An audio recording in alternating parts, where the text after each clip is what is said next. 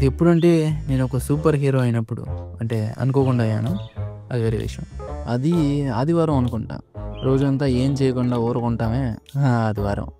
ఆ రోజు నేను పొద్దునకి మధ్యాహ్నానికి మధ్యలో లేచి నెక్స్ట్ 3 గంటల దాకా ఇన్స్టాగ్రామ్ రీల్స్ చూద్దామని కాఫీ రెడీలో పెట్టుకొని కూర్చున్నా. అప్పుడే ఇది జరిగింది. బయట నుంచి ఒక పెద్ద కేక, దొంగ దొంగ పట్టుకోండి పట్టుకోండి అని. అదే నిద్ర మొహంతో ఒక నిక్కర్ వేసుకొని, ఒక చెప్పు వేసుకొని, రెండో చెప్పు ఏడందో తెలియదు, అలా బాల్కనీలోకి పరిగెత్తుకుంటూ వచ్చా. కింద రోడ్డు మీద చూస్తేనేమో దొంగ పరిగెత్తుకుంటూ పోతున్నాడు బ్యాగ్ పట్టుకొని.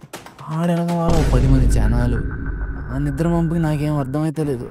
సడన్గా నాలో హీరో నిద్ర లేచాడు. నేను పట్టుకుంటా అని పెద్ద గర్ష. చిన్నప్పుడు ఎప్పుడు స్కూల్లో రన్నింగ్ రేస్లో పరిగెత్తా, తర్వాతలా ఇంకా. అప్పుడు చెప్పులు కూడా వేసుకోకుండా ఆగరా ఆగరా అని అరుచుకుంటూ పరిగెత్తా. వాడు నాకెళ్ళి చూసి ఇంకా ఫాస్ట్గా పరిగెత్తున్నాడు. నేను కూడా ఫాస్ట్గా పరిగెత్తా. తర్వాత ఎగ్జాక్ట్గా 8 సెకండ్ల తర్వాత నాకు గుర్తొచ్చింది, నేను ఎప్పుడు జిమ్ కూడా పోలేదే అని. ఇంకా నా వల్ల కాదురా అని వదిలేద్దాం అనుకున్నా.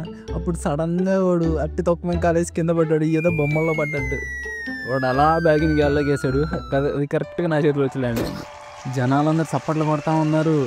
ఒక ఆంటీ అయితే వా ఏం తేజస్సు బేటా నీది అంటుంది. ఇంకొక అంకుల్ వచ్చి సెల్ఫీ తీసుకుంటున్నాడు. అప్పుడే పోలీసులు కూడా వచ్చారు. నా పర్ఫార్మెన్స్ ఇంకా కానిస్టేబుల్ చదువుతారేమో అనుకున్నాను.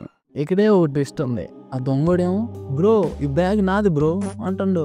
ఇంకొక ఆంటీ అయితే ఏయ్ అది నా అట్టికాయ అంటుంది. అప్పుడు అర్థమైంది ఆడ అసలు దొంగే కాదని. ఆడ డెలివరీ బాయ్ ఆర్డర్ లేట్ అయిందని పరిగెత్తుకుంటూ పోతున్నాడంట. గమ్మున నుంచి నా బ్యాగ్ చేతిలో పెట్టుకుని. ఆ పోలీస్ ఆయన నాకు వెళ్ళి అంటున్నాడు, oh hero better luck next time, ఈసారికి నీ కాఫీ నువ్వు తాగుపో, రూమ్లో పో. అది అట్లా ఉంటుంది మరి మనతోని.